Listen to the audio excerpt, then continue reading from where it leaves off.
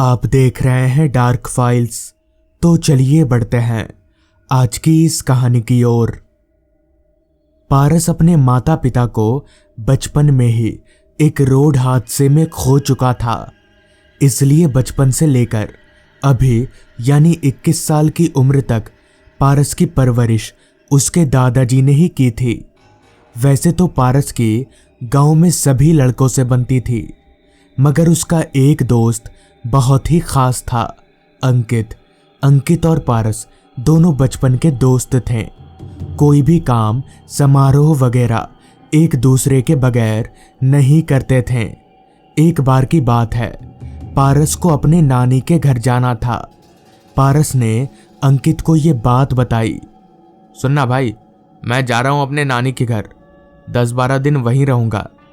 पारस की बात सुनकर अंकित का हंसता खेलता चेहरा अचानक से मायूस पड़ गया। अंकित का उतरा हुआ चेहरा देख पारस समझ गया उसके जाने से अंकित खुश नहीं है। तभी पारस अंकित से बोला, तू भी चलेगा मेरे साथ? घूम कर आएंगे, चल मजा आएगा। पारस की बात सुनकर अंकित फट से राजी हो गया, जिसके बाद दोनों निकलने की तैयारी में लग गए। पारस का गांव काफी दूर था, इसलिए उन दोनों ने सुबह वाली ट्रेन पकड़ी और शाम होते होते पारस और अंकित गांव के स्टेशन पर उतर गए।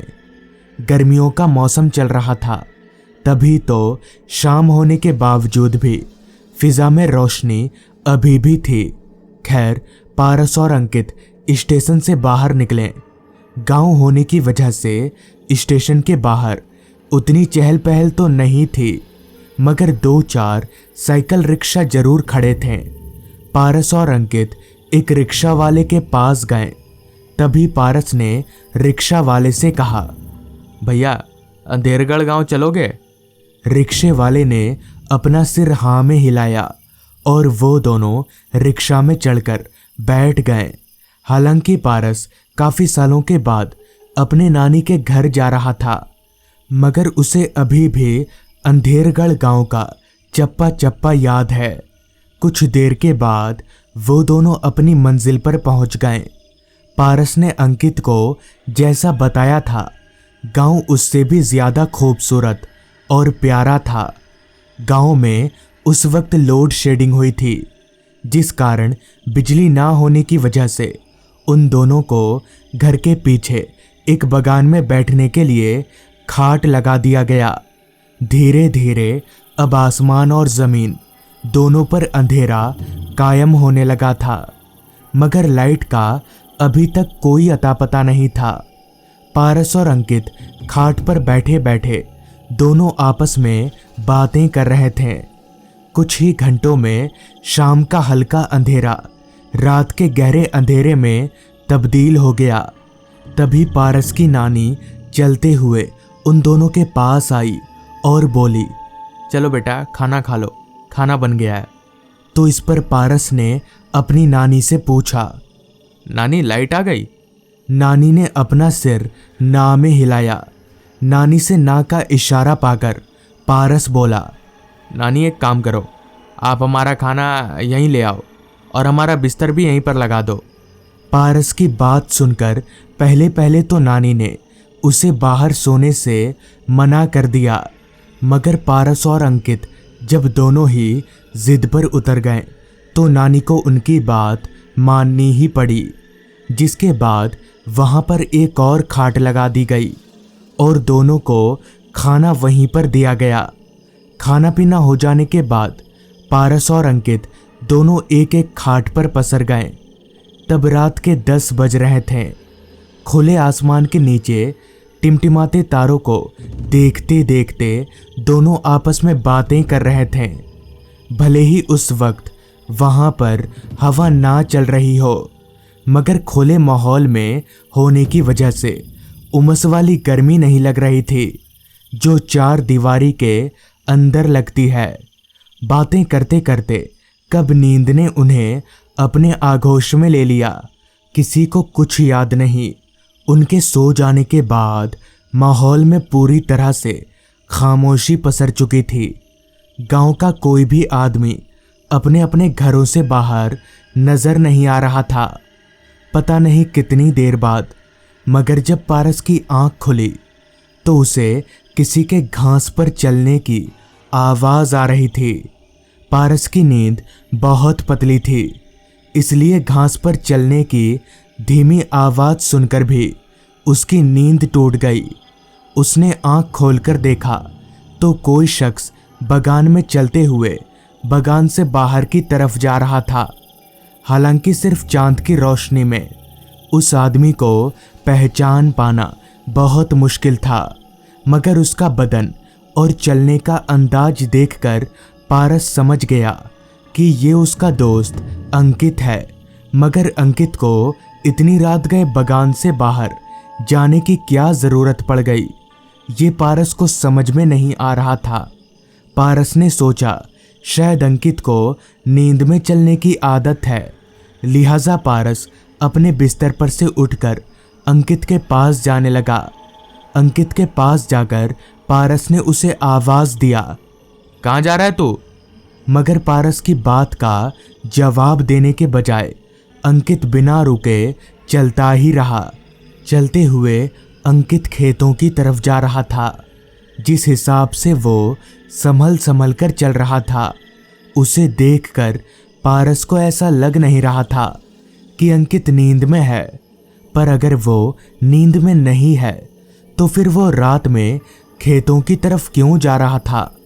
पारस ने सोचा वो भागकर अंकित के पास जाकर उसे रोक लेगा, मगर वो जितना तेज चलने की कोशिश कर रहा था, अंकित उससे उतना ही दूर होता जा रहा था। पारस को समझ में नहीं आ रहा था कि आखिर ये सब हो क्या रहा है। रात हर पल गहराती जा रही थी। पारस को अब बहुत तेज गुस्सा आ रहा था कि आखिर अंकित उसकी आवाज सुनकर भी रुक क्यों नहीं रहा। गुस्से से तिल मिलाकर पारस ने दौड़ना शुरू कर दिया, मगर फिर जो हुआ वो हैरान कर देने वाला था। इतनी तेज दौड़ने के बावजूद भी पारस अंकित के पास नहीं पहुंच पा रहा था, जबकि अंकित सिर्फ चल रहा था। मगर ये कैसे हो सकता है? पारस को अब थोड़ा थोड़ा शक होने लगा था, मगर वो सिर्फ अपनी दोस्ती के खातिर चलता रहा। ऐसे ही कुछ देर चलते रहने के बाद पारस ने देखा कि अंकित खेत वाले रास्ते से अलग नीचे उतरकर नदी की तरफ जा रहा है। पारस ने उसे फिर आवाज लगाया, अरे उधर नदी है, उधर क्यों जा रहा है? रुक तो सही। मगर अंकित वो कहाँ रुकने वाला था। पारस की बात को अनसुना करके अंकित नदी की तरफ उतरता चला गया। उसके पीछे पीछे पारस भी नीचे उतरने लगा। नदी काफी ज्यादा बड़ी थी और नदी का बहाव काफी ज्यादा था। अंकित नदी से थोड़ी दूरी पर एक बड़े से पत्थर पर जाकर बैठ गया। पारस के पास ये अच्छा मौका था उसे पकड़ने का, लिहाजा पारस भागता हुआ अंकित के पास गया और उसके कंधे पर हाथ रखते हुए बोला, अंकित तू यहाँ पर क्या कर रहा है? इतनी रात में यहाँ पर क्यों आया तू? इस पर अंकित बोला, मैं यहाँ पर मरने आया हूँ, तू चला जा यहाँ से। इस पर पारस ने अंकित को डांटते हुए कहा, पागल तो नहीं हो गया तू? ये क्या बैकी बैकी बातें कर रहा है? इस पर अंकित ने कहा ना मैंने, चला जा यहाँ से, मैं आज मर कर ही रहूँगा।